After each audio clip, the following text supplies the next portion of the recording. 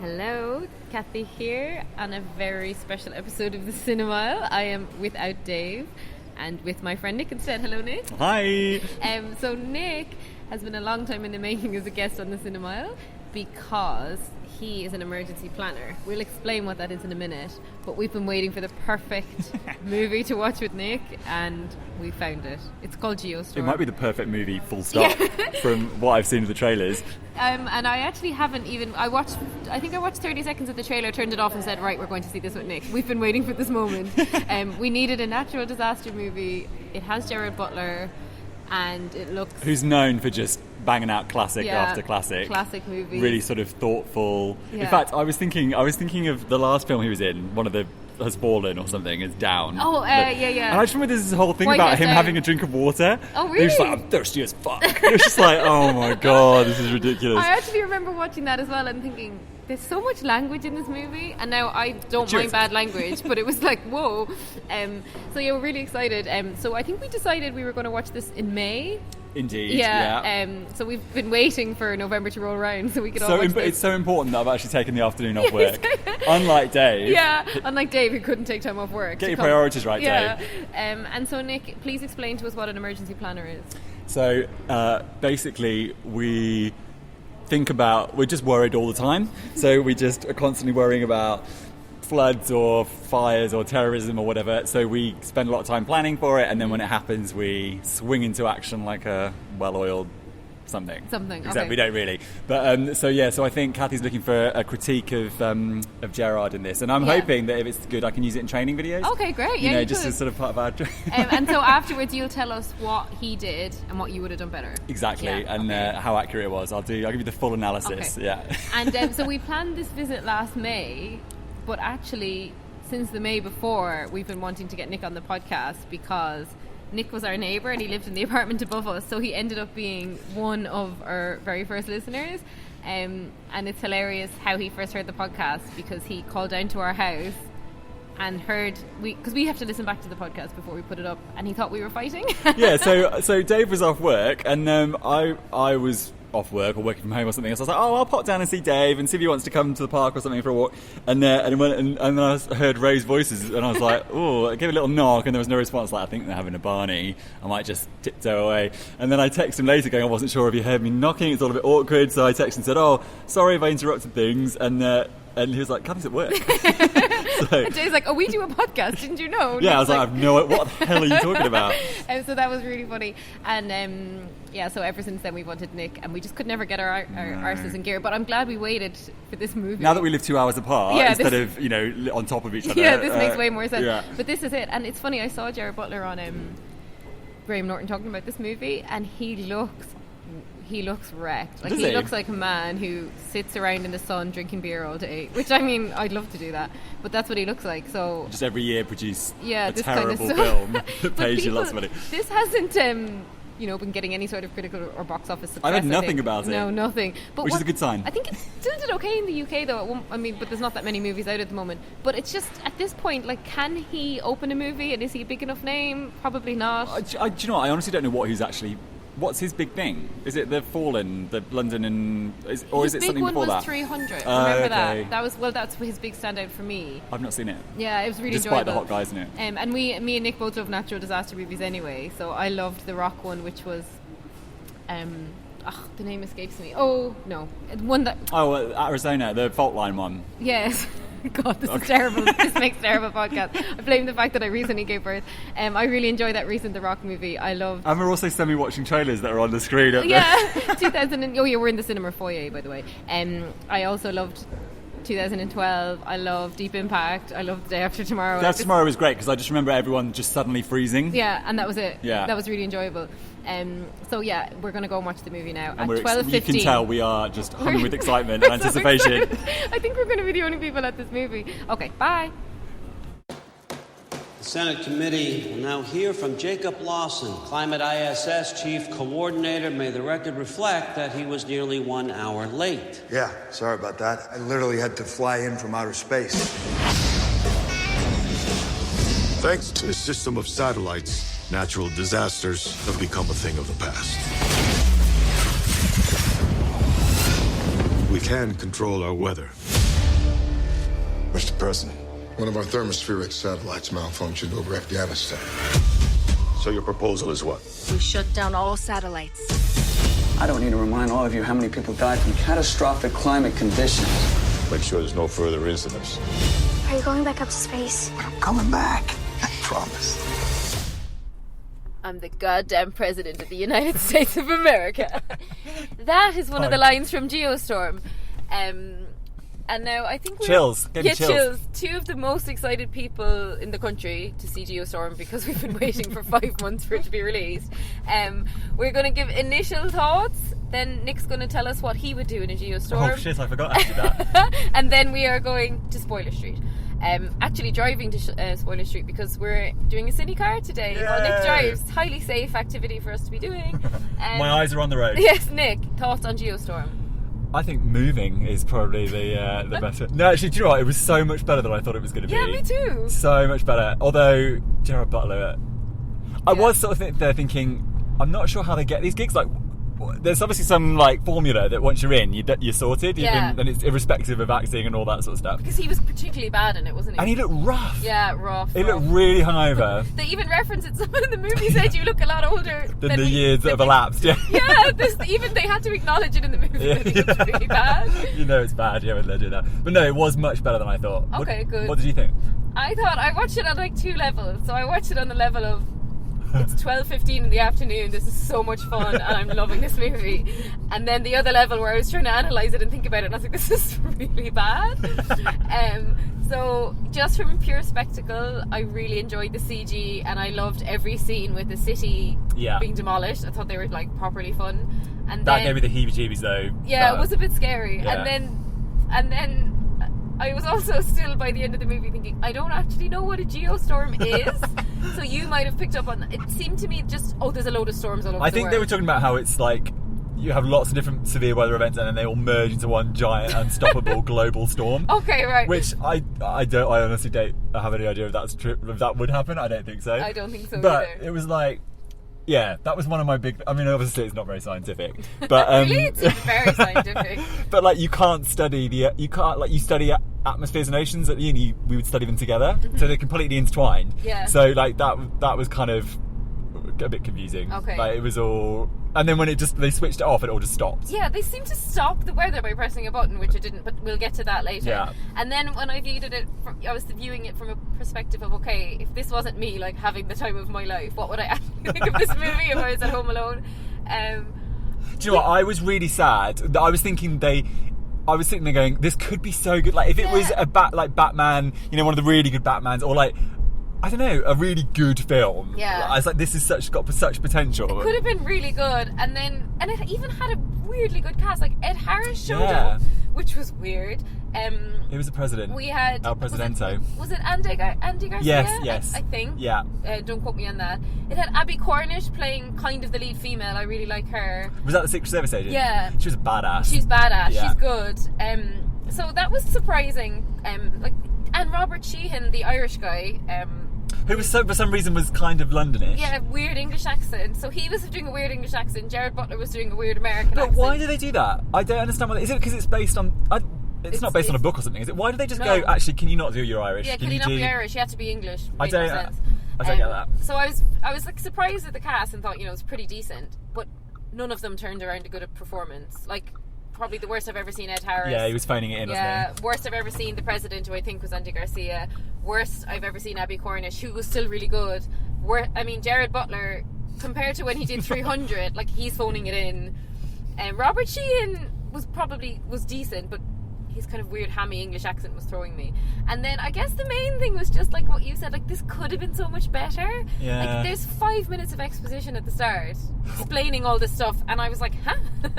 Although there's it was a lot better than it was a lot better. To be fair to it was a lot better than I thought. Yeah. But yeah, I love the idea of having because that's an idea from Star Trek, like having. Might as well just out myself now as a Trekkie person. But like Captain Janeway is his idol. Oh my god. But they do have like a weather grid in that, and so that's like as a concept, it's not new. And I do love that idea. It would make my life a lot easier. It would, and like the concept was basically that weather was extreme in 2019, and then Gerard Butler, because he's a genius, built some sort of system that controls the weather from space. Yeah, like integrated satellites that do various different things to adjust the weather. Yeah, which makes no sense, right? I mean, I know it's not my background, but I was like, this can't be right. No. It doesn't. It could never happen.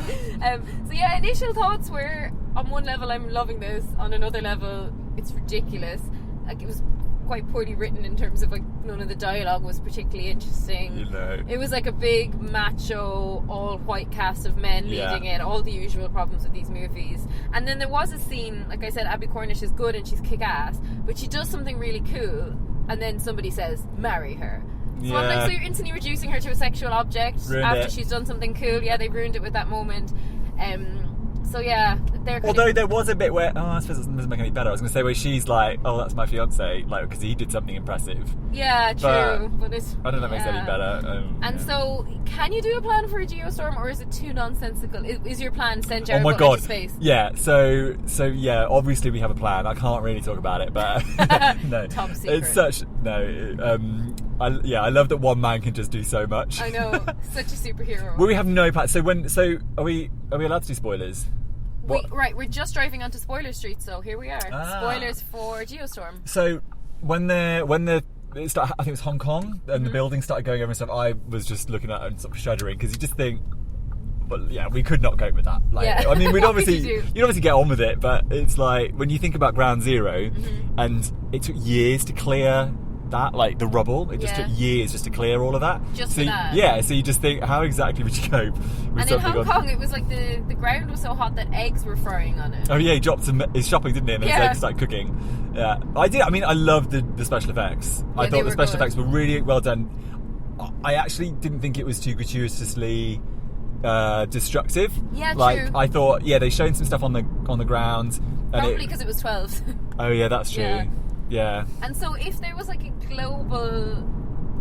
I love the way I'm really trying to bring this back to science. If there was a global geostorm, right, where for some reason in Dubai there's frozen waves crashing across the desert, etc., would the world all act together like the way they did in this movie? Oh, no way. No way. That's what I was thinking. We can't even get our shit together, like... in the UK? From council to council? Yeah, exactly. So I don't see how the world would coordinate that now. No. It would be total carnage. The world doesn't really need to coordinate, though. You just get Gerard Butler, you put him in space. That's it. And he just runs around. That is one fundamental... One issue. One thing I really take issue with this film. So... At the end, they were just like, oh yeah, so it's a major spoiler, but they're just like, oh yeah, so we're going to rebuild the station, and then NASA's just going to control it from here until then. It's just like, I'm sorry, they've been able to control this the whole time. So why? So why are you doing it on a space station? Like, with all the cost. That can have a virus uploaded to it. All it took was so basically what became, for anyone who's listening to Spoiler Street and hasn't seen the movie, which I'm guessing is a lot of people, basically they realised someone had made a virus, right? So they decided to put the virus into the system and then kind of hack storms into cities they didn't like. Yeah, they wanted to make it like an accident, and then they go, oh, we're going to have to... Oh, I don't know. They wanted to say it was an accident, basically. Yeah, and then wipe out... Yeah. Like Hong Kong, and wipe out Dubai and all these places. Yeah. And turned out it was the Secretary of State manipulating all this. Yeah, and that's another thing. Ed Harris. Why... So the department that... Oh, this is really nerdy, but the department that was responsible was the Secretary of State for... Like, the Secretary of State. So the Department of State. It's like, well, what? That doesn't make any sense. Why would they be... Well, surely it would be like in Irish terms, like the Minister for the Environment. Or like, I don't know, just shout for a new logo and like set up a new department. Like, it seems pretty big. And like, Ed Harris was so obviously the villain because they kept saying, it must be the president, it's coming from the highest level of power. Yeah. And Ed Harris is like, oh hey, I'm just hanging out here in the corner. Yeah. Like, far too famous an actor to be in it to play an innocuous person in the background. That was the lamest reveal. Although you did think it was going to be the Secret Service agent, which would have been way cooler. Yeah, I thought it was going to be the Secret Service girlfriend, but actually they didn't give her that much credit. I tell you what, it could be talked into anything. Yeah, I know. Like, she's saying, I'm not going to break the rules on this, and then... You're like, you fucking crazy? You're asking me to like break into da-da-da, and then she's like, okay. Okay, done. I've done it. And so the actor who played her boyfriend, he was in that... I think he's called... Damn it, my brain. I've forgotten his name. I did remember the name of that rock movie though. It was San Andreas. As soon as we stopped recording, Jim Sturgis, I think his name is. He's in that movie One Day with Anne Hathaway. He was terrible as well. He was pretty bad. And he looked like he had a wig on. His hair in particular was bad. I couldn't deal with it. And him and Gerard Butler facing off each other as brothers who hadn't spoken for years. It was just all tedious. It just happened to go into the same field. Yeah. So all of that was tedious. But I did say, honestly, we were sitting there with huge smiles on our faces. Yeah, we loved it. I mean, to be fair, I'll hold my hands up and say I was focused on snacks for the first 10 minutes. Yeah, there was a lot of snacking. But and I did actually have to go out and check my phone at one point because I thought there was an emergency because my phone was going nuts. Imagine there was a real emergency and you stayed in Geostorm. And that was my excuse. Yeah, sorry, I'm watching an actual massive global emergency. I'm going to chalk this all up to work, actually. I'm not going to make it this time up. These are billable hours. Yeah, absolutely. So it's a shame the movie was so inaccurate, really. Like, we had a scientist recently on, him and Dave went to see Valerian, and he had the same problem. He couldn't analyse the movie because he said... It makes where'd you start? Yeah, there's nowhere to start. And it was funny at the end because, you know, we're on spoiler street. Gerard Butler saves the world. And, I did not see that coming. Yeah, I didn't see it coming either. Actually thought for a moment they might have killed him off and it was going to be interesting. Wasn't interesting. They didn't kill him off. No, do you think they're going to do a sequel? I don't think so, because I think it cost a lot of money to make that they haven't made back. But there was a bit at the end where we were looking at New York or something, which was completely flooded, and then all the water just fell away, and you said that would never happen. Yeah, it's just like, oh, okay, so yeah, it's all just it was like a tsunami basically, and it's just kind of all just retracted. It's like someone pulled the plug and it just went again. I did enjoy the stuff at the start when they were saying, you know, in 2019 this is what happened. Yeah, I like that. And it was narrated by his young daughter for some reason, but she was saying that like all of Paris was obliterated and stuff, so visually that was quite fun. I feel like, and this is based on no research, it might have been meant for 3D and we didn't see 3D. Maybe. There was a lot of stuff that would have looked cool in 3D. I just really would have loved it to be like really gritty and really serious and kind of, you know, because it was dealing with a lot of, you know, kind of relevant issues at the moment, sort of severe weather and also like inter-country cooperation and all that kind of stuff. And then they just blew it. And it's like, so is this all global warming is now? It's just fodder for shit action movies. Like, they can't be arsed to actually... At least Hollywood's making some money out of it. I know, like, exactly. Someone's doing well. Not all bad. I bet Trump won't see this movie, though. He'll be like, it's false news, it's false news. That could never happen. And then the other thing I wanted to say about this movie, like, the best kind of big disaster movies, and I would put, like, say, Independence Day up there, they have heart and real peril. Yeah. This movie, there was no... You know, we very quickly realised Gerard Butler's daughter's safe. Personally, wouldn't have cared if she hadn't been safe because I wasn't invested in her. We never really thought he was going to die. All the visuals of, you know, as we said, it was pretty tame what they were showing us in the city, so we weren't really invested in any one individual. No, there wasn't much jeopardy, was there? No, there wasn't. And there wasn't, you know, like... Maybe we're just heartless. Yeah, we're just heartless. We're just like, oh, I don't care if... Unless there was the dog. Yeah, there was a dog. That pulled my heartstrings. Yeah, there was a very nice moment at the end when a dog got rescued. But basically... There was no, like, in Independence Day, for example, Will Smith, his family were in it, and, you know, there was a president had, I'm pretty sure, a daughter in it, and there was a lot going on. I think there was more hopes resting on his mission, whereas this, it was just... It's just like, whatever.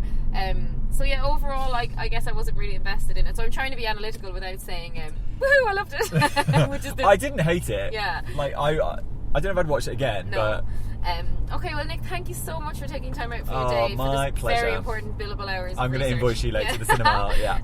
All right, and hopefully this sounds okay because I tend to not record them very well. You're going to get a bollocking from Dave. Yeah, when I'm in charge.